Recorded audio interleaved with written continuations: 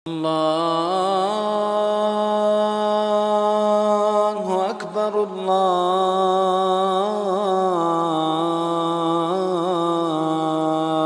أكبر. ونعوذ بالله من شرور أنفسنا ومن سيئات أعمالنا من يهده الله فلا مضل له ومن يضلل فلا هادي له وأشهد أن لا إله إلا الله وحده لا شريك له وأشهد أن محمدا عبده ورسوله. اللهم صل على محمد وعلى آل محمد كما صليت على إبراهيم وعلى آل إبراهيم إنك حميد مجيد. اللهم بارك على محمد وعلى آل محمد كما باركت على إبراهيم وعلى آل إبراهيم إنك حميد مجيد. رب اشرح لي صدري ويسر لي أمري واحلل عقدة من لساني يفقهوا قولي. اللهم انفعنا بما علمتنا وعلمنا ما ينفعنا وزدنا علما ينفعنا. اللهم أرنا الحق حقا وارزقنا اتباعه وأرنا الباطل باطلا وارزقنا اجتنابه. أما بعد فأعوذ بالله من الشيطان الرجيم. شهد الله أنه لا إله إلا هو والملائكة وأولو العلم قائما بالقسط لا إله إلا هو العزيز الحكيم. وقال تبارك وتعالى يرفع الله الذين آمنوا منكم والذین اوتوا العلم درجات. گرامی قدر بھائیوں اور لائق احترام ساتھیوں، اللہ مالک الملک کا فضل و کرم ہے کہ اس نے مجھے اور آپ کو زندگی حیاتی عطا کرنے کے بعد نعمت اسلام اور نعمت ایمان سے نوازا ہے.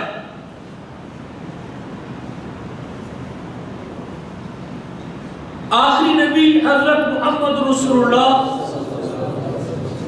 صلی اللہ علیہ وآلہ وسلم کا امتی اور آپ کا ماننے والے ہونے کا شرف بخشا ہے. جب تک اللہ تعالیٰ کے اس انعام کی ہم قدر کرتے رہیں گے، اس احسان پہ شکر گزار رہیں گے، اس عنایت پہ سجدہ ریز رہیں گے، اللہ کی اس عطا پہ اس کے سامنے اپنی پیشانی کو ٹیکتے رہیں گے، تب تک عزت، کرامت اور شرف وہ میری اور آپ کی جھولی میں رہے گا. جب ہم اس نعمت کی بے قدری کریں گے اور اس کو اہمیت نہیں دیں گے، اس پر بدعملی کا مظاہرہ کریں گے اور اس انعام کو چھوڑ دیں گے، تو پھر رب ذوالجلال بھی عزت اور کرامت کی چھتری چھین لے گا اور واپس کر لے گا. جب تک قومیں اسلام کے ساتھ عزت محسوس کرتی تھی، اسلام کو اپنانے میں عزت محسوس کرتی تھی، اللہ نے ان کو عزتوں سے نوازا ہے.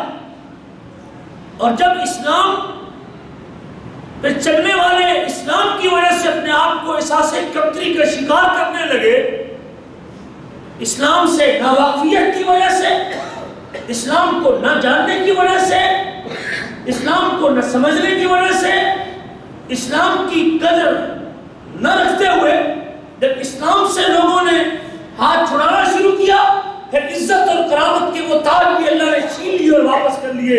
جو قومیں اللہ تعالیٰ کے انعامات کی قدر نہیں کرتی، اللہ ان سے اپنی نعمتوں کو واپس لے لیا کرتے ہیں. اور آج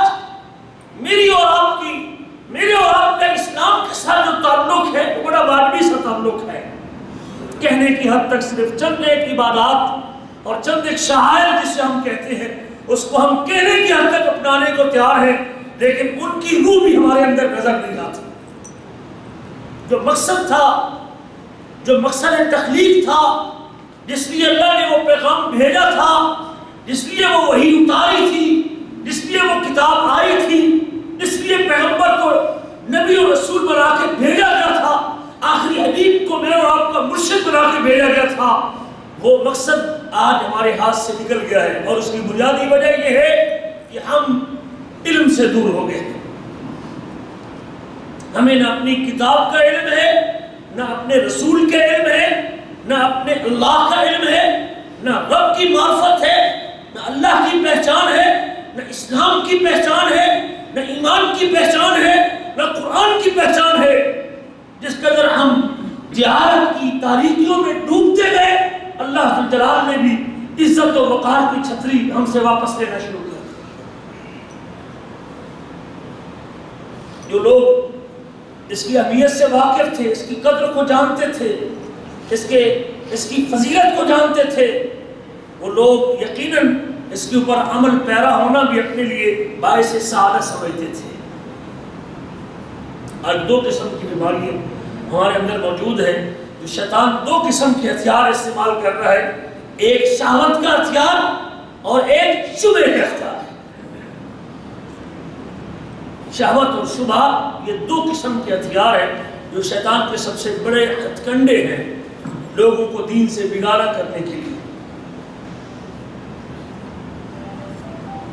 اہل علم لوگوں کو اللہ جن کو علم کے ساتھ کوئی ذوق اور شوق یا علم رکھتے ہیں، وہ شبہات کے اندر ان کو مبتلا کر دیتا ہے، عقائد کے حوالے سے، ایمان کے حوالے سے، عبادات کے حوالے سے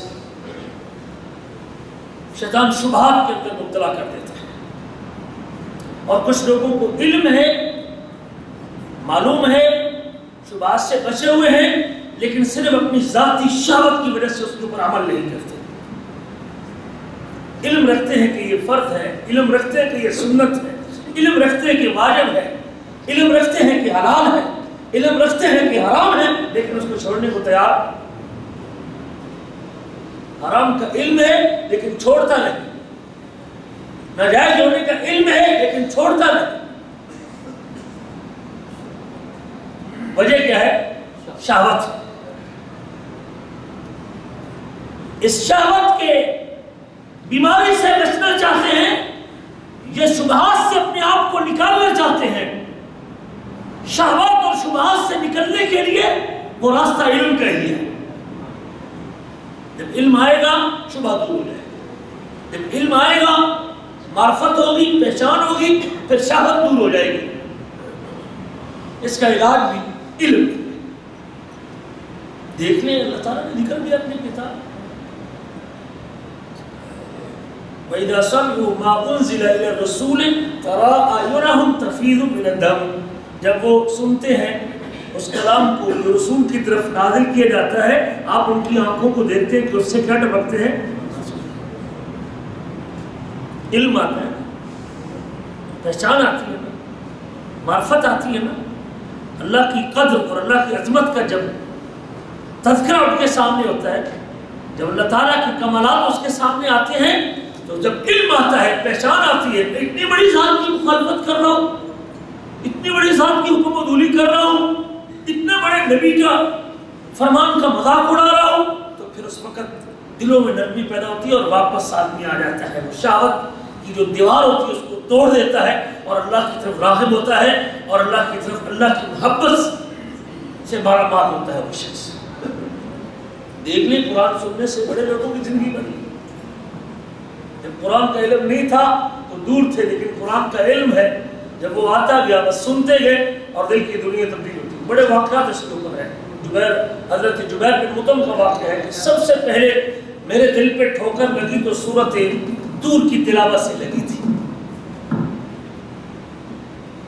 قرآن سنا ہے، علم ہے میرے عزیز، اور یہ وحی کا علم جس کو اللہ نے حضرت جبریل کے ذریعے میرے آپ کے ہاتھ میں تھمایا ہے۔ ہم کتنے بے قدرے لوگ ہیں کہ اللہ نے 23 سال میں جو وحی کی صورت میں کتاب و سنت کا علم مجھے اور آپ کو اپنے حبیب کے طریقے سے میرے آپ تک پہنچا تھا، آج مجھے اس کا ایک لفظ بھی یاد ہے۔ اس سے لطف اندوز ہونا، اس سے لذت اٹھانا، اسے سننے کے بعد اپنے آپ کو سیدھا کرنا، اس کو سننے کے بعد اس پہ عمل کرنا، یہ سارے کے سارے اس علم سے وابستگی کے طریقے تھے۔ اپنے آپ کو ٹھیک رکھنے کے لیے اس کو جاننا بڑا ضروری تھا، لیکن ہماری بربادی اور بدنصیبی یہ ہے ہمیں تو وہ کلام آتا ہی نہیں، ایک آتا نہیں، اور نہ آنے کے باوجود بھی اگر شاید کوئی دل میں احساس ندامت ہوتا کہ مجھے نہیں آتا، تو کبھی اس کو موقع ملتا اور فرصت ملتی یا ٹائم نکالتا اور اس احساس کو زندہ کرتا اور اس کو سیکھنے کی کوشش کرتا۔ ہم تو اس کے باوجود بھی سیکھنے کے لیے تیار، ہم سمجھتے ہیں کہ شاید دنیا، مال، دولت، اس میں مجھے راحت اور سکون ملنے والا ہے، اللہ کی قسم اس میں کوئی راحت اور سکون نہیں ملنے والا۔ اب سکون چاہتے ہیں نا، اطمینان چاہتے ہیں نا، تو پھر وہ اللہ کی وحی کے اندر ہے، وہ قرآن و سنت کے علم کے اندر ہے۔ دلوں کو اطمینان اس کلام سے ملتا ہے، اس کے سننے سے ملتا ہے، اس کے پڑھنے سے ملتا ہے، اس کے اوپر عمل کرنے سے ملتا ہے، اس پر تدبر کرنے سے ملتا ہے، اس پر غور و فکر کرنے سے ملتا ہے، اس کو سمجھنے سے ملتا ہے۔ سعادت مند ہیں وہ لوگ جن کو اس علم کے ساتھ جن کی نسبت اور تعلق موجود ہے۔ یہ عبادت ہے، عبادتوں میں سے ایک عبادت۔ نعمت ایمان کے بعد اگر آپ اپنے ایمان سے محفوظ ہونا چاہتے ہیں اور ایمان سے لطف اندوز ہونا چاہتے ہیں تو علم کی ضرورت ہے۔ اگر آپ اپنے ایمان کے اوپر بقا چاہتے ہیں، دوام چاہتے ہیں، تو علم کی ضرورت ہے۔ اور وہ علم کون سا؟ جی، وہ قرآن و سنت کے علم ہے۔ حضرت جبریل کا لایا ہوا پیغام قرآن ہے یا پیارے حبیب کی زبان سے نکلی ہوئی حدیث ہے، یہ راحت اور سکون کا باعث بننے والی ہے۔ ہم نے اور ہماری اولادوں نے تو 14 سال لگا دیے، 16 سال لگا دیے، کس کے لیے؟ دنیا کے فنون کو حاصل کرنے کے لیے۔ اس لیے ڈاکٹریٹ کی ڈگری اس کے ہاتھ میں ہے، لیکن سکون اس کو بڑے بڑے لوگوں کے پاس بیٹھنے کا موقع نہیں۔ سب کچھ ہے، مال ہے، اولاد ہے، گھر ہے، سب کچھ ہے، دنیا کی ساری سہولتیں موجود ہیں، لیکن سکون نہیں ہے۔ اور وہ سکون کس سے ملے گا؟ سکون قرآن سے ملے گا، علم سے ملے گا۔ اس کی اہمیت کا اندازہ آپ اس بات سے بھی لگا سکتے ہیں کہ اللہ تعالیٰ نے جب اس کلام کو اتارا تو اتارنے کے بعد اس کلام کا پہلا لفظ کیا ہے؟ پہلی وحی کا، پہلی وحی کی پہلی آیت کا پہلا لفظ کس سے شروع ہوتا ہے؟ اقرا سے شروع ہوتا ہے۔ جو معاشرہ اس قسم کی بربادیوں سے دوچار تھا جس سے ہم دوچار ہیں، اس سے زیادہ ابتر حالت میں تھا جس میں ہم دوچار ہیں، اس سے زیادہ بری حالت میں تھا جس سے ہم دوچار ہیں، اس سے زیادہ بگڑا ہوا تھا جس میں ہم بگڑے ہوئے ہیں۔ وہ کون سی برائی تھی جو اس معاشرے کے اندر موجود نہیں تھی؟ لیکن اس تمام بیماریوں کا علاج کس سے ہوا؟ اقرا بسم ربک الذی خلق۔ پڑھیے پڑھیے اپنے رب کے نام کے ساتھ جس نے تجھے پیدا کیا ہے۔ اس وقت بھی بگاڑ سے نکلنے کے لیے اقرا ہے۔ تب اللہ تعالیٰ آسمان سے اتارتے ہیں فَعْلَمْ أَنَّهُ لَا إِلَهَ إِلَّا اللَّهُ وَاسْتَغْفِرْ لِذَنبِكَ۔ حبیب آپ جان لیجیے، آپ کو علم ہونا چاہیے، آپ کو معلوم ہونا چاہیے، آپ کو معرفت ہونی چاہیے، آپ کو پہچان ہونی چاہیے۔ فَعْلَمْ أَنَّهُ لَا إِلَهَ إِلَّا اللَّهُ۔ آج جتنی بربادی ہے نا، یہ عدم علم کی صورت میں ہے۔ ہمیں اللہ کی پہچان نہیں ہے، ہمیں اللہ کی قدر ہی نہیں ہے۔ ہم اللہ کے حکم کو توڑتے پروڑتے ہیں اور بڑی ڈٹائی کے ساتھ توڑتے ہیں۔ ایک احترام ہوتا ہے نا، احترام، بڑے کا احترام، استاد کا احترام، باپ کا احترام، ہمارے معاشرے میں ہے نہیں احترام، تو وہ بھی جاتا ہے، تھا تو پچھلے دور میں تھا تو وہ بھی نظر نہیں آتا۔ یہ احترام جب اللہ جلال کی پہچان ہوگی تب اس کا احترام ہوگا۔ جب رسول کے منصب سے واقف ہوگا، اس کی عظمت کو جانتا ہوگا، اس کے مقام کو پہچانتا ہوگا، اس کے مقام کو پہچانتا ہوگا، وہ کتنی بڑی عظمت والی شخصیت ہے اور اس کی بات کو کتنی قدر و قیمت ہے، اس کے زبان سے نکلے ہوئے بول بڑے قیمتی اور کتنے قیمتی ہے، جب اس بات کی اہمیت کو اس کو اندازہ ہوگا پھر اس پر عمل کرنا اس کے لیے سب سے بڑی سعادت ہوگا۔ آج ہم کہتے ہیں کوئی بات نہیں سننا چاہتے، کوئی بات نہیں ہے، کیا مسئلہ ہے؟ نماز بعد میں پڑھ لیں، کٹھی پڑھ لیں، ظہر اثر کٹھی پڑھ لیں، مغرب عشاء کٹھی پڑھ لیں، چاروں پانچوں کٹھی پڑھ لیں، یہ بے قدری ہے۔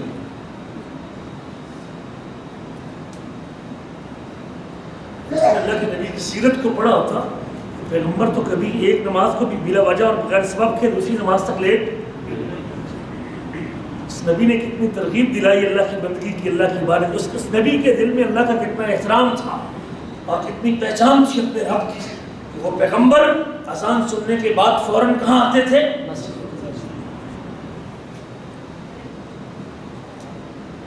یہ معرفت اور یہ علم ہے، اور اس کا حکم اللہ نے اپنے نبی کو دیا، فَعْلَمْ أَنَّهُ لَا إِلَهَ إِلَّا اللَّهُ۔ حضرت سفیان بن عیینہ سے کسی نے سوال کیا کہ علم کی فضیلت کے حوالے سے کوئی بات بتائیے اور کوئی مسئلہ بتائیے، فرماتے ہیں لَمْ تَسْمَعْ قَوْلَهُ حِينَ بَدَأَ بِهِ، کہ آپ نے اللہ تعالیٰ کا یہ فرمان نہیں سنا، فَعْلَمْ أَنَّهُ لَا إِلَهَ إِلَّا اللَّهُ۔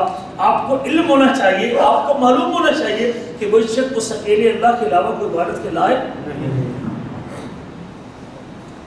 اب اس کی ذات کے ساتھ شرک، اس کی صفات میں شرک، اس کی الوہیت میں شرک، اس کے حکم کی بے قدری، اس کے فرائض کی بے قدری، بے قدری نہیں ہے۔ ایک بندہ اذان سننے کے بعد سویا رہے، یہ بے قدری نہیں۔ ایک بندہ حرام جاننے کے باوجود اس کو اپنائے اور اختیار کرے، ایک بندے کو جھوٹ کو حرام بھی سمجھے اور جھوٹ بھی بولے، یہ بے قدری نہیں۔ اور یہ بے قدری کیوں ہے؟ علم، یہ شہوت ہے، یہ شبہ۔ اس بے قدری سے نکلنا چاہتے ہیں تو علم سے اپنے آپ کو جوڑنا پڑے گا، وہی پیغام اپنے کانوں میں سمانا پڑے گا، اقرأ بسم ربک الذی خلق فاعلم انہ لا الہ الا اللہ۔ اگر آپ چاہتے ہیں آج اللہ کا ڈر کیوں رخصت ہو گیا میرے اور آپ کے سینے سے، اس لیے کہ ہمیں اللہ کا علم نہیں ہے۔ انما یخشی اللہ من عبادہ العلماء، اللہ تعالیٰ سے وہ لوگ ڈرتے ہیں جو علم رکھتے ہیں۔ انما یخشی اللہ من عبادہ العلماء، اللہ کا خوف ان کے سینوں میں آتا ہے، خوف الہی ان کے دلوں میں آتا ہے جو علم رکھتے ہیں، جو علماء ہے، جو جانتے اور پہچانتے ہیں اللہ کی عظمت کو، اس کی کمالات کو، اس کے حکم کو، اس کی قدر کو، اس کے رسول کو، اس کے رسول کی عظمت کو۔ جس قدر آپ کے دل میں اللہ کی عظمت، رسول کی عظمت، کتاب کی عظمت، قرآن کلام کی عظمت، قرآن کی عظمت آپ کے دل میں بڑھتی جائے گی، اسی قدر آپ کے دل میں اللہ کا ڈر بھی زیادہ۔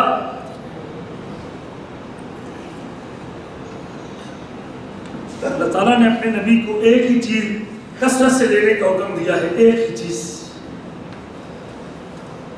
اللہ اکبر کبیرہ، قل رب زدنی علما۔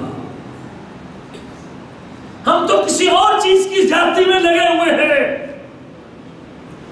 ہماری مانگ تو کسی اور چیز کی ہے، ہماری طرف تو کسی اور طرف ہے۔ وقل رب زدنی علما، اللہ اپنے حبیب سے کہتے ہیں کہ حبیب کہیے آپ رب زدنی علما، مجھے درہم کی نہیں، دینار کی نہیں، مال کی نہیں، دنیا کی نہیں، ملک کی نہیں، بادشاہی کی نہیں، اللہ تجھ سے مانگتا ہوں تو ایک دعا مانگتا ہوں کہ اللہ میرے علم کے اندر اضافہ کر، میرے علم کے اندر اضافہ کر دے، اللہ میرے علم کے اندر اضافہ کر دے۔ اور علم کے اندر اضافہ گھر میں بیٹھ کے نہیں ہوگا، اس کے لیے آپ کو اپنا بستر چھوڑنا پڑے گا، اپنا کمرہ چھوڑنا پڑے گا، آپ کو وقت کی قربانی دینی پڑے گی۔ 8 دن میں 1 دن، ہفتے میں 1 دن، 24 گھنٹوں میں 1 گھنٹہ آپ کو دینا پڑے گا، اگر آپ چاہتے ہیں کہ میرے دل میں اللہ کی عظمت آ جائے، اللہ کی پہچان آ جائے، اللہ کا وقار میرے دل میں آ جائے اور اس کی عزت میرے دل میں پیدا ہو جائے، تو پھر آپ کو اس کی کتاب اور اس کے کلام کو سمجھنے کے لیے، سننے کے لیے، جاننے کے لیے وقت دینا پڑے گا۔ اللہ فرماتے ہیں اپنی کتاب میں ان الذين اوتوا العلم من قبله اذا يتلى عليهم يخرون للاذقان سجدا، بے شک وہ لوگ جن کو علم دیا گیا، اس سے پہلے جن کو علم دیا گیا، اذا يتلى عليهم، جب ان پر پر تلاوت کیا جاتا ہے، ان پر پڑھا جاتا ہے، ان پر تلاوت کی جاتی ہے. یخرون للاذقان سجدا، وہ سجدے کی حالت میں اللہ کے سامنے گر پڑتے ہیں. اگر آپ اپنے آپ کو اللہ کے سامنے گرانا چاہتے ہیں نا کہ میرا ماتھا گر پڑے اللہ کے سامنے، اللہ کی محبت میں، اللہ کے پیار میں، تو پھر کیا چاہیے؟ علم چاہیے. یہ علم ہے وہ نعمت جس سے آدمی کو بصیرت ملتی ہے، نور ملتا ہے، روشنی ملتی ہے. اگر آپ اندھیروں سے نکل کے نور کے راستے پہ جانا چاہتے ہیں، جہالت کی طریقوں کو کراس کرنا چاہتے ہیں، شیطان کے چھائے ہوئے اندھیروں سے اپنے آپ کو نکالنا چاہتے ہیں، تو اس کے لیے وحی کے علم کی ضرورت ہے.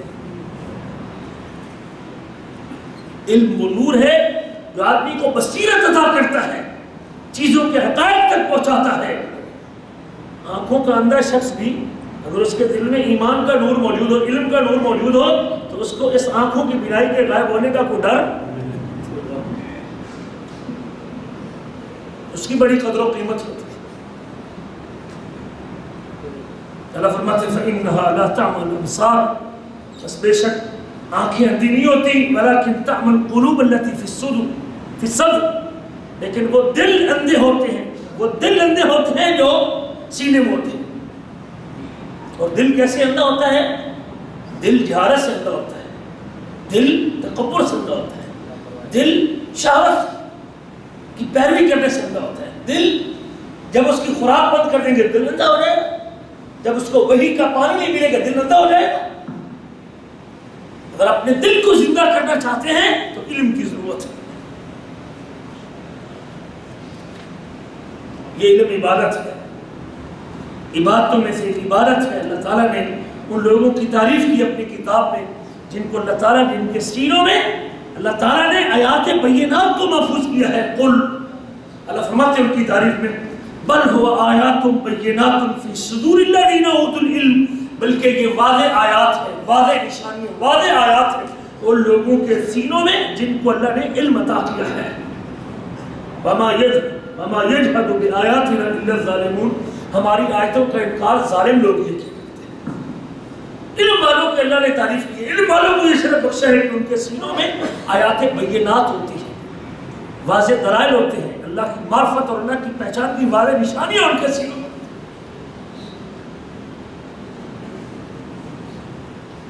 اور یاد رکھیے علم وہ نعمت ہے اور وہ عمل ہے، وہ عبادت ہے جس کے ذریعے اللہ تعالیٰ بندوں کے درجات کو بلند کرتے ہیں. اللہ قرآن میں کہتے ہیں یرفع اللہ الذین آمنوا منکم والذین اوتوا العلم درجات، اللہ بلند کرتا ہے ان لوگوں کو جو ایماندار ہیں، جن کو اللہ نے ایمان کی نعمت سے نوازا ہے، والذین اوتوا العلم درجات، اور جن کو علم عطا کیا گیا ہے. اللہ دنیا کے اندر بھی عظمتوں سے نوازتا ہے، اللہ آخرت کے دن بھی ان کو سب سے اونچا اور عالی مقام عطا کرنے والا ہے جن کے پاس ایمان کے بعد علم کی نعمت موجود ہے. اور یہ علم ہاتھ پر ہاتھ رکھنے سے نہیں آئے گا، اس کے لیے آپ کو جسم کی قربانی دینی پڑے گی. لا یستطاع العلم براحة الجسد، کہتے ہیں کہ تن آسانی کے ساتھ کبھی علم حاصل. کتنے لوگ ہیں کہ ہمارے تو یہاں بیٹھا نہیں جاتا، جس صف کے اوپر ہمارے اوپر بیٹھنا مشکل، 1 گھنٹہ بیٹھنا بڑا مشکل ہے. یہی مشقت تو کل قیامت کے دن جنت کے راستے کو آسان کرنے والی ہے.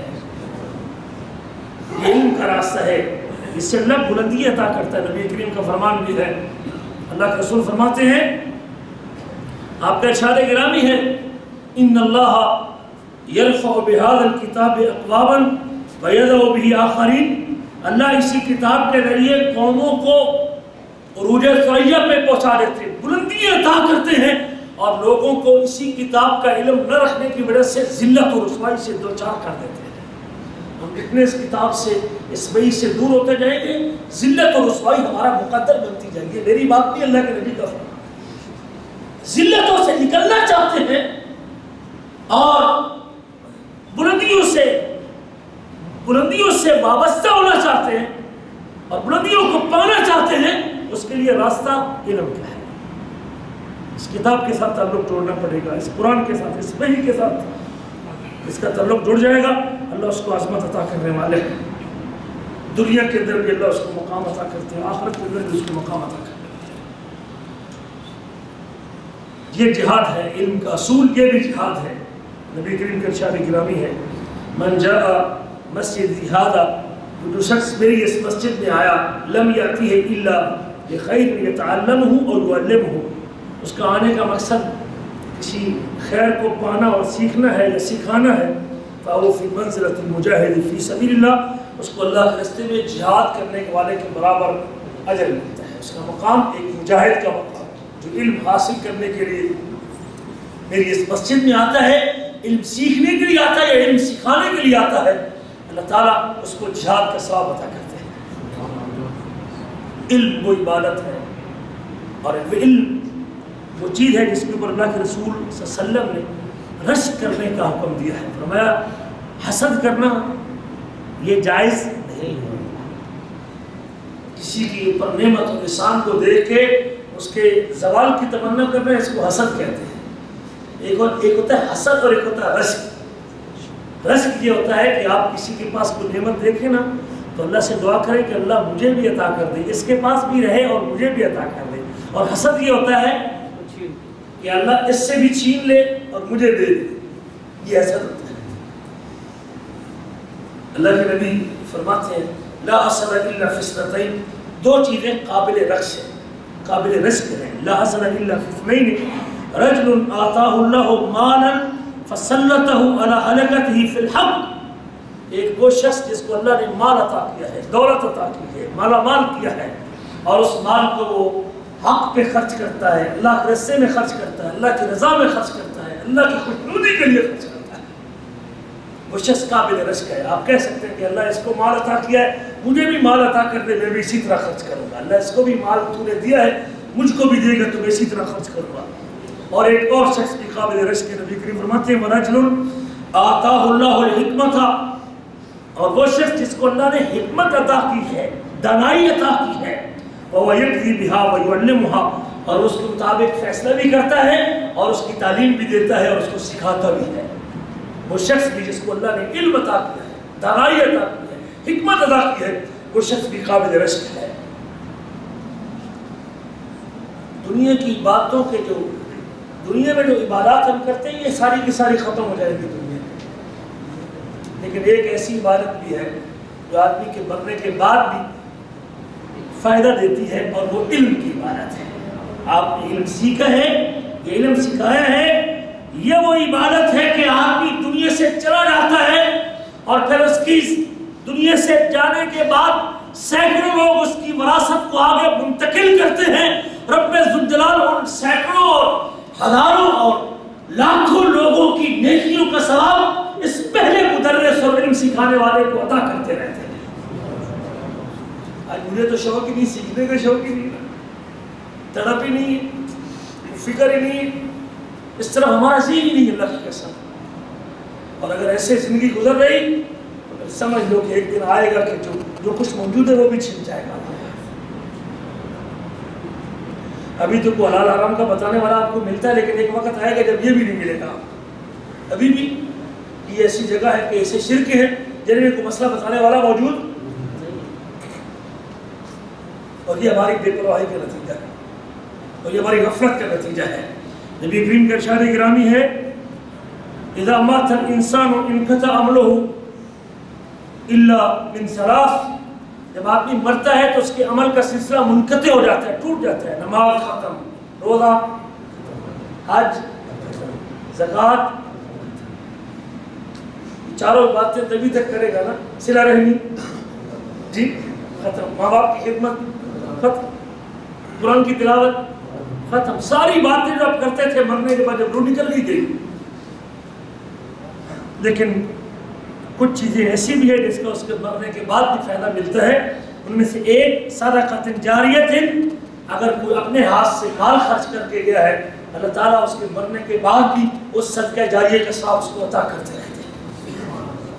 اور کوشش کریں آپ کہ میرے مرنے کے بعد بھی کچھ نیکیوں کا ثواب مجھے ملتا رہے، اور وہ عمل کیا کریں جس کا مرنے کے بعد بندے کو فائدہ ہو۔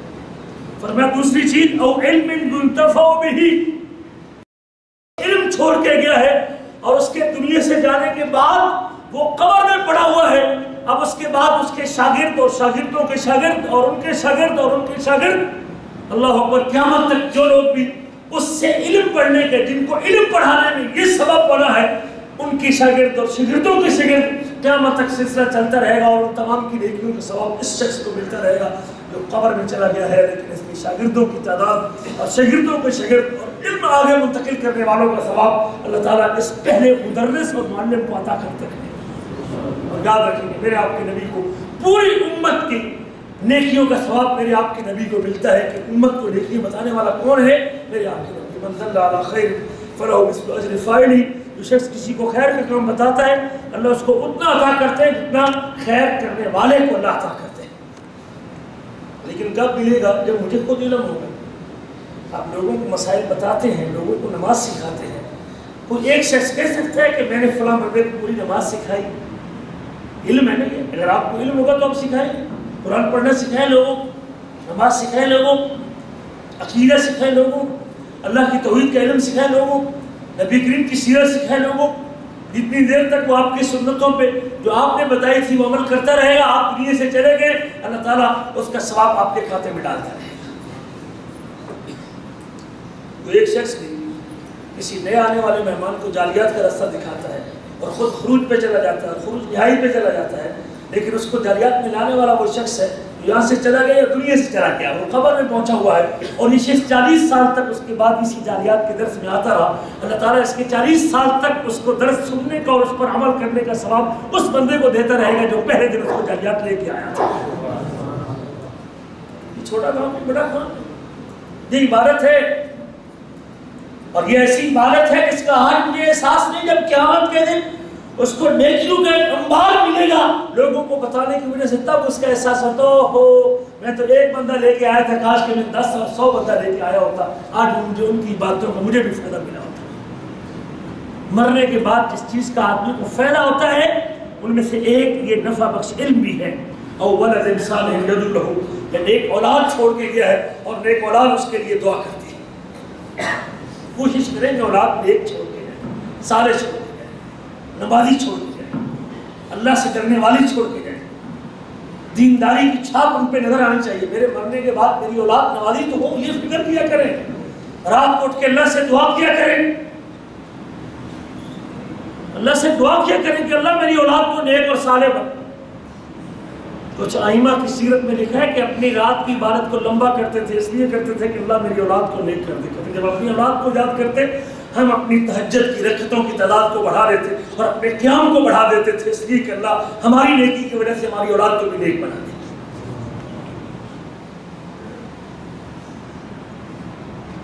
مرنے کے بعد آدمی کو علم کا فائدہ ہوتا ہے, نیک اولاد کا فائدہ ہوتا ہے. نبی کریم کے ارشاد گرامی ہے, آپ فرماتے ہیں کل ما فی الدنیا ہالک, اور ایک روایت کے لفظ ہے دنیا ملعونۃ الا ان الدنیا ملعونۃ, یہ دنیا ملعون ہے, قابل لعنت ہے. دنیا کی چیزیں قابل لعنت,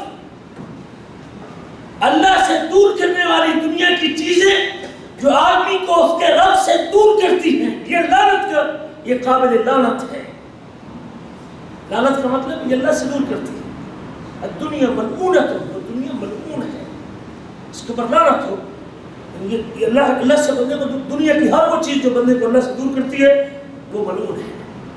دنیا کی ہر وہ چیز جو بندے کو اللہ سے دور کرتی ہے وہ الدنیا ملعونۃ الا ان الدنیا ملعونۃ وملعون ما فیہا, اور جو اس کے اندر ہے وہ بھی ملعون ہے.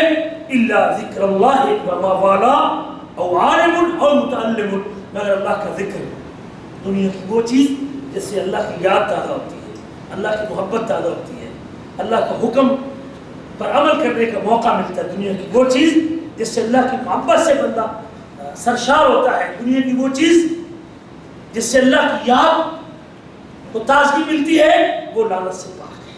او عالما او متعلما, جو علم حاصل کرنے والا ہے یا علم عطا کرنے والا ہے, علم سیکھ چکا ہے, عالم ہے یا متعلم ہے, علم رکھتا ہے یا علم سکھاتا ہے, علم پڑھتا ہے یا علم پڑھاتا ہے, اللہ تعالیٰ نے اس طبقے کو لعنت سے دور رکھا ہوا ہے.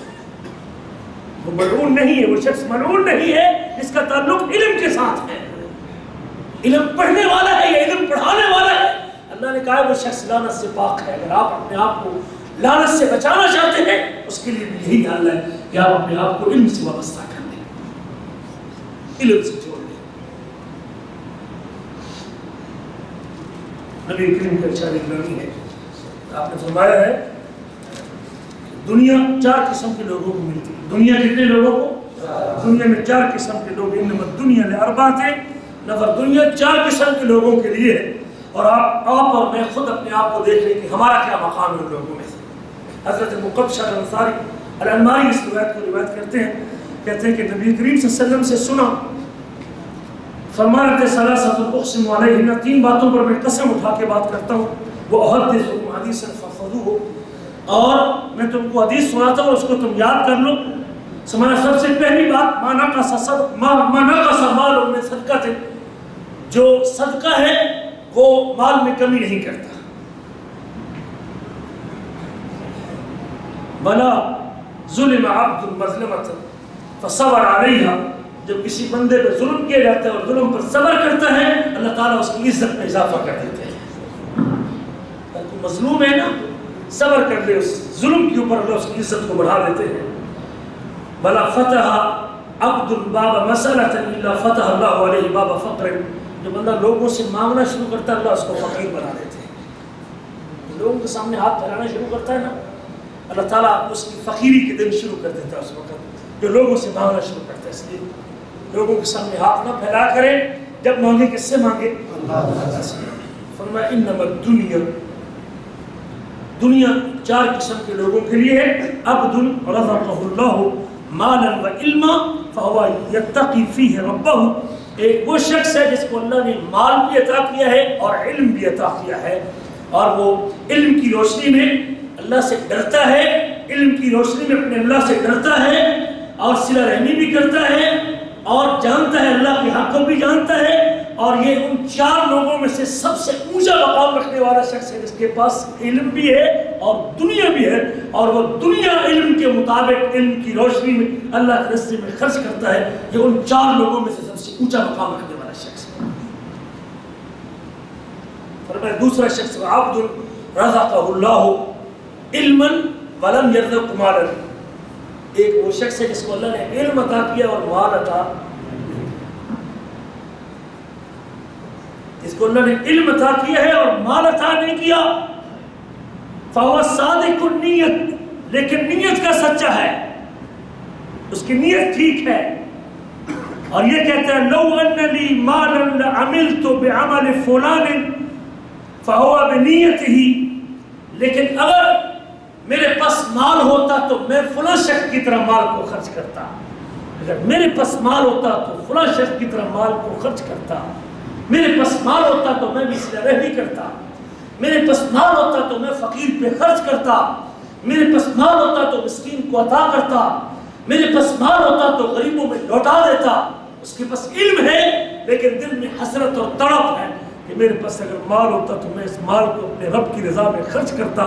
نبی کریم فرماتے ہیں فہما فاجرہما سوا, اس علم اور مال رکھنے والے کا اجر اور اس صرف علم رکھنے والے کا اجر صرف اس کی نیت کی وجہ سے کہ اگر اس کے پاس مال ہوتا تو یہ بھی خرچ کرتا, اللہ تعالیٰ اس علم رکھنے والے کو اس مال رکھنے والے کے برابر اجر عطا کرتے ہیں. یہ علم کا فائدہ ہے. مال نہیں ہے, علم ہے لیکن دل میں ارادہ اور نیت ہے, اس کی سچی نیت کی وجہ سے اللہ تعالیٰ اس کو مال خرچ کرنے والے اس سخی کے برابر اجر عطا کرتے ہیں. فرمایا 2 بندے اور بھی ہیں اس دنیا کے حوالے سے. عبد رزقہ اللہ مالا ولم یرزقہ علما, جس کو اللہ نے مال عطا کیا اور علم عطا. اور آج اکثریت دیکھ لیں لوگوں کی مال ہے لیکن علم, مال ہے لیکن فجر کی نماز نہیں, مال ہے لیکن اللہ اکبر روزہ نہیں, مال ہے لیکن حلال نہیں, مال ہے لیکن علم نہیں, مال ہے کہ بندگی نہیں, مال ہے لیکن قرآن پڑھنے کا وقت نہیں. مال ہے ایک وہ شخص ہے جو اللہ نے جس کو اللہ نے مال عطا کیا ہے اور اللہ نے اس کو علم نہیں عطا کیا.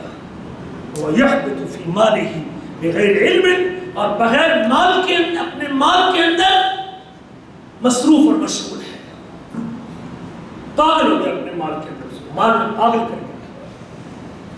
موت کا شکار ہے، دماغ پہ مال چڑھا ہوا ہے اس کو پتہ نہیں، اس کی زکات بھی دینی نہیں تھی۔ شخص کو جانتا ہوں علیحدہ میں، اس کو تقریباً 30-32 سال گزر گئے علیحدہ میں، بڑا دیکھنے میں بڑا سمجھدار آدمی لگتا تھا، لیکن میرے یہاں علیحدہ آنے کے تقریباً 3 سال بعد اس سے ایک دن بات ہوئی، کہتے ہیں مجھے آج پتہ چل رہا ہے کہ جو گندم کے اوپر بھی زکات ہوتی ہے، مجھے آج پتہ چل رہا ہے، 60-70 سال 60 سال اس کی عمر ہوگی، 55-60 سال کی ہوگی، کہتے مجھے آج پہلی مرتبہ پتہ چل رہا ہے، اور ہمیں آج پتہ چل رہا ہے ہم نے کبھی گندم کی زکات دی ہی نہیں۔ مال ہے تو علم میں ہونا چاہیے، اس مال کا حق ادا کریں۔ نبی کے فرماتے ہیں تیسرا آدمی جس کو اللہ نے مال عطا کیا ہے اور علم نہیں عطا کیا، اور اپنے مال کے اندر پنسا ہوا ہے اور بغیر علم کے مال کے اندر وہ مشغول ہے، اور وہ اپنے مال کے حوالے سے اللہ سے ڈرتا بھی نہیں ہے، نہ صلہ رحمی کرتا ہے، نہ اللہ کا حق پہچانتا ہے، اور یہ سب سے برا ٹھکانے والا، برا ٹھکانہ رکھنے والا شخص ہے۔ سب سے بری منزل اور برا مقام اس بندے کا ہے اس کے پاس مال ہے اور لیکن علم موجود نہیں۔ چوتھا آدمی فرمایا عبد لم یرزقہ مالا لم یرزقہ اللہ مالا ولا علما، اس کو اللہ نے مال بھی نہیں عطا کیا اور علم بھی عطا نہیں کیا، اور وہ کہتا ہے لو ان لی مالا لعملت فیہ بعمل فلان فهو بنیتہ، اور اگر میرے پاس مال ہوتا تو میں بھی یہاں ایک سینما لگا دیتا، میرے پاس مال ہوتا تو میں بھی کنجر مچواتا، میرے پاس مال ہوتا تو میں بھی شادی کے اوپر فلاں کرتا، میرے پاس مال ہوتا تو میں بھی تم کو دعوت میں شراب پلاتا، میرے پاس مال ہوتا تو میں بھی مجرا کرواتا، یہ نیت ہے اس کی، لیکن اس کے پاس مال موجود، علم بھی نہیں اور مال بھی۔ اللہ کے رسول فرماتے ہیں یہ شخص جو اپنے مال کو بربادی پہ خرچ کرتا ہے، علم نہیں ہے اور اس کے پاس علم بھی نہیں اور مال نہیں، لیکن خواہش کرتا ہے کہ مال ہو تو میں بھی اس کو برباد کروں، اللہ تعالیٰ نے دونوں کو گناہ ایک رکھا ہے، دونوں کو گناہ ایک رکھا ہے۔ نبی کریم کا ارشاد گرامی ہے، وہ شخص بڑا خوش نصیب ہے، وہ میرے عزیزوں اس کو اٹھا دے، جس کو نیند آ رہی ہے اس کو بیدار کر دے۔ فرمایا اللہ کے نبی صلی اللہ علیہ وسلم نے جس کو اللہ نے دین کی سمجھ عطا کی، دین کی سمجھ سے مراد نہیں ہے کہ آپ کو قرآن مجید کی ساری تفسیر آتی ہو اور آپ کو سارا ترجمہ آتا ہو قرآن مجید کا، اور آپ کو حدیثیں کو 1000 حدیث آپ کو یاد ہو۔ دین کی سمجھ یہ ہے کہ آدمی کو پتہ ہو توحید کا، ایمان کا، عبادت کا، بندگی کا، شرک کیا ہے، توحید کیا ہے، ایمان باللہ کیا ہے، توحید الاسماء والصفات کیا ہے، توحید الوہیت کیا ہے، بندے کو علم ہونا چاہیے، وہ سمجھدار آدمی ہے، حلال کا پتہ ہے، حرام کا پتہ ہے۔ آج کل تو ہماری ابتری کا عالم یہ ہے کہ ہمیں حلال حرام کا پتہ ہونے کے باوجود ہم حدود کو پامال کر رہے ہیں۔ نکاح کے اوپر نکاح دیکھ لیں آپ اپنے ہمارے ملک پاکستان کے اندر دیکھیں، باقی دنیا میں دیکھیں، مسلمان ممالک میں دیکھیں، لڑکیاں گھر سے بھاگ کے عدالت میں جا کے نکاح کر لیتے ہیں، ایک سے نکاح، پھر وہ نکاح باقی تو دوسرے سے نکاح، وہ نکاح باقی پھر تیسرے سے نکاح، نہ کوئی طلاق نہ کوئی نکاح۔ یہ ساری کی ساری جہالت اور لا علمی اور دین سے دوری کا نتیجہ ہے۔ خوف الہی ختم ہو چکا ہے، حلال کیا ہے حرام کیا ہے، نکاح کے اوپر نکاح۔ بندے کو پتہ ہے کہ میں نے بیٹی کا نکاح کر کے دیا ہوا ہے، بغیر طلاق کے پھر نکاح لے لیتا ہے، 2 بہنوں کے ساتھ نکاح۔ ایسی مثالیں آپ کے معاشرے کے اندر موجود ہیں۔ مسلمان لڑکی کا ہندو سے نکاح، مسلمان لڑکے کا ہندو لڑکی سے نکاح، یہ جہالت ہے، لا علمی۔ اور اگر علم ہے تو پھر یہ تکبر ہر دھرمی ہے اور یہ شہوت راوی ہے۔ اگر آپ اس شہوت کی بیماری سے اور شبہات کی بیماری سے نکلنا چاہتے ہیں تو پھر آپ کے پاس علم ہونا چاہیے۔ اگر آپ اپنی نیکی پہ، اپنے ایمان پہ، حلال حرام پہ دوام چاہتے ہیں پھر بھی آپ کو علم کی ضرورت ہے۔ اگر آپ کو صرف علم ہے تو شہوت کا شیطان آئے گا اور آپ کو لگا دے گا اس کے اوپر، علم ہونے کے باوجود آپ کو برباد کر دے گا۔ اگر آپ کو شبہ ہے کہ پتہ نہیں حلال ہے کہ حرام ہے، ٹھیک ہے کہ ٹھیک نہیں ہے، جائز ہے کہ ناجائز ہے، بانٹ لینا ٹھیک ہے کہ غلط ہے، یہ شبہ ہے. لیکن اگر آپ کو یقین ہے کہ حرام ہے تو پھر بھی آپ کرتے ہیں تو پھر شہوت ہے. اگر آپ کو تردد ہے کہ نہیں یہ حرام ہے کہ حلال ہے، یہ شبہ ہے. اس شبہ سے نکلنے کے لیے بھی آپ کو علم کی ضرورت ہے. اگر آپ کو اس کے حرام ہونے کا یقین ہے اور آپ اس کو چھوڑنا چاہتے ہیں تو پھر بھی کس کی ضرورت ہے؟ پھر بھی علم کی ضرورت ہے. پھر بھی علم کی ضرورت ہے.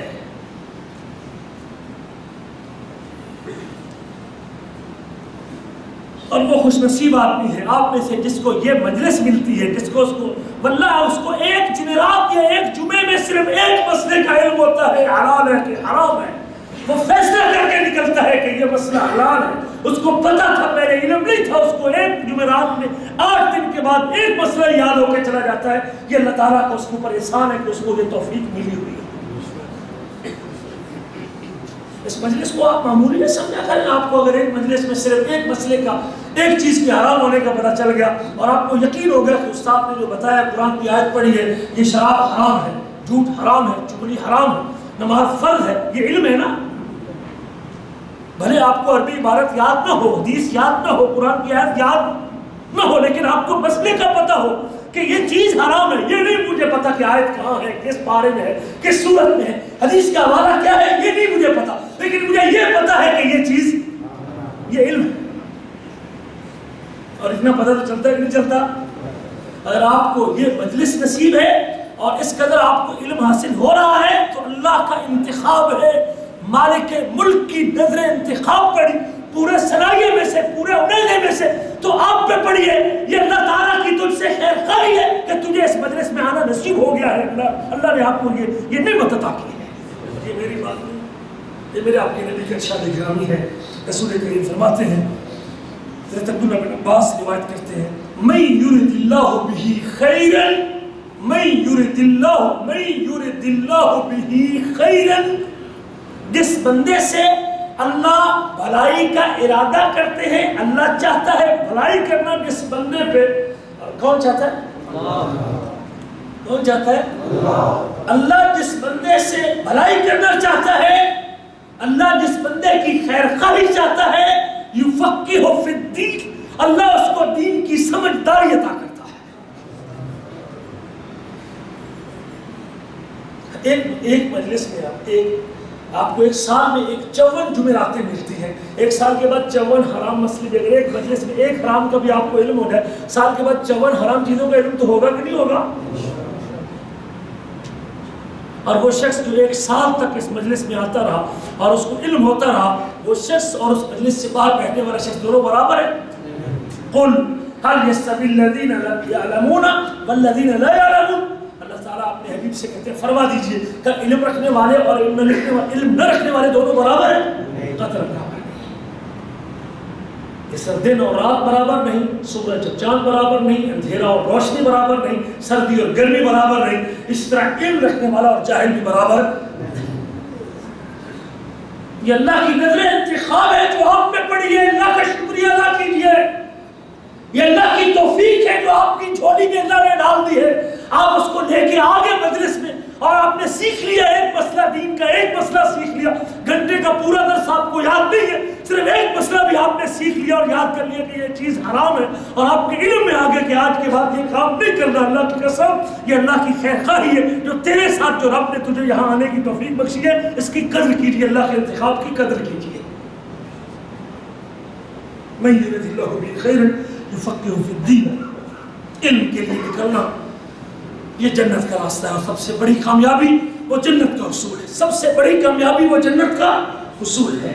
نبی کریم کا ارشاد گرامی ہے، جو شخص گھر سے نکلتا ہے علم کے حصول کے لیے، گھر کو چھوڑتا ہے، من سلک طریقا یلتمس فیہ علما، روم سے نکلتے وقت، ادھر آتے وقت پاؤں کو بھارا نہ سمجھا کرے، مشقت نہ سمجھا کرے. آپ کو تھکاوٹ بھی ہوتی ہوگی، آپ نے سارا دن مزدوری کی ہے، آپ نے لوہا سیدھا کیا، آپ نے گاڑی کو بند کیا ہے، آپ نے انجن کے نٹ کھولے، آپ نے بلوت اٹھایا، آپ نے کام کیا ہے. مجھے پتہ ہے اس چیز کا. اس وقت اٹھنا آدمی کے اندر ہمت نہیں رہتی، لیکن آپ کو صرف ایک ذات کی محبت لے کے آتی ہے کہ میرے رب نے جو وحی نازل کی ہے میرے اپنے حبیب پر، میرے ہادی پر، مجھے اس وحی کی ایک آیت کا علم ہو جائے، مجھے ایک حدیث کا علم ہو جائے، اور وہ محبت آپ کو اٹھا کے مسجد میں لے آتی ہے. اور یہ وہ اتنی بڑی سعادت اور اتنی عظمت ہے نبی کریم فرماتے ہیں من سلک طریقا یلتمس فیہ علما، جو آدمی ایسے رستے پہ چلتا ہے جس میں وہ علم حاصل کرنا چاہتا ہے اور علم طلب کرتا ہے، اللہ تعالیٰ اس کے لیے جنت کا راستہ آسان کر دیتے ہیں۔ شاید آپ سمجھے کہ یہ گھنٹہ یہاں بیٹھتے ہیں بس یہی شاید اجر کا میٹر چلتا ہے، نہیں، اللہ کی قسم، جب آپ نے اپنے روم سے قدم باہر رکھا ہے نا تب سے جنت کے راستے کی، جنت کا راستہ آپ کو مل چکا ہے اور آپ کے قدم جنت کی شاخ کے اوپر پڑ رہے ہیں۔ جب یہ نیت ہوگی یقیناً پھر اٹھنا بھی آسان، سیکھنا بھی آسان، تھکاوٹ بھی آسان، برداشت کرنا بھی اللہ آسان کر دیتا ہے بندے کے لیے۔ نبی کریم کے ارشاد گرامی حضرت انس بن مالک روایت کرتے ہیں صاحب العلم یستغفر له کل شیء حتی الحوت فی البحر، علم والے بندے کے لیے جس کے پاس علم ہوتا ہے اس کے لیے دنیا کی ہر چیز مغفرت کی دعا کرتی ہے، دنیا کی ہر چیز مغفرت کی دعا کرتی ہے،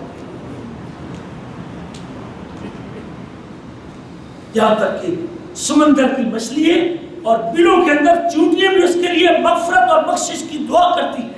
یہ بیٹھ کے سیکھتا ہے الف لام میم ذالک الکتاب، یہ سیکھتا ہے ایمان باللہ کے 4 تقاضے، اللہ تیرے علاوہ کوئی، تو رب اکیلا، اپنے کاموں میں اکیلا، اپنے ناموں میں اکیلا، اپنے صفتوں میں اکیلا، اور ادھر سے فرشتے اور سمندر کی مچھلیاں اس کے لیے دعا کرتی ہیں اللہم اغفر لہ، اللہم اغفر لہ، اللہم اغفر لہ، اللہ اس بندے کو معاف کر دے، اللہ اس بندے کو معاف کر دے۔ ایمان سیکھتا ہے، عقیدہ سیکھتا ہے، قرآن سیکھتا ہے، باس بادل موت کے اوپر یقین کو پکا کرتا ہے، مرنے کے بعد اٹھنے کو سیکھتا ہے، تقدیر کا مسئلہ سیکھتا ہے کہ جو ہوتا ہے اللہ کے حکم سے ہوتا ہے، یہ سیکھتا ہے نماز فرض ہے، یہ سیکھتا ہے فجر کی 2 رکعتیں ہیں فرض، سنتیں 2 ہیں، اس کی اتنی فضیلت ہے اور اس کے لیے سمندر کی مچھلی مغفرت کی دعا کرتی ہے۔ اس سے بڑی سعادت خوش بختی انسان کے لیے کیا ہو سکتی ہے جو آدمی کو علم پڑھنے سے، علم حاصل کرنے سے اللہ عطا کرتے ہیں۔ آخری بات، اپنی بات کو سمیٹتا ہوں، نبی کریم کے ارشاد گرامی ہے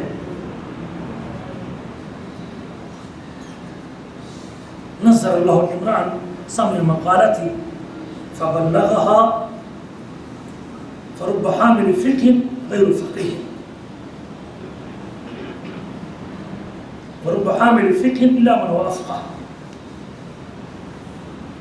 نبی کریم صلی اللہ علیہ وسلم نے دعا کی ہے، اللہ کے رسول صلی اللہ علیہ وسلم نے دعا کی، اور جو شخص کی دعا ہے جس نے عمر بن خطاب کی ہدایت کے لیے دعا کی تو اللہ تعالیٰ نے گھر سے قتل کے ارادے سے چلنے والے شخص کو نبی کریم کی جھولی میں پہنچا دیا، آپ کی مجلس میں پہنچا دیا۔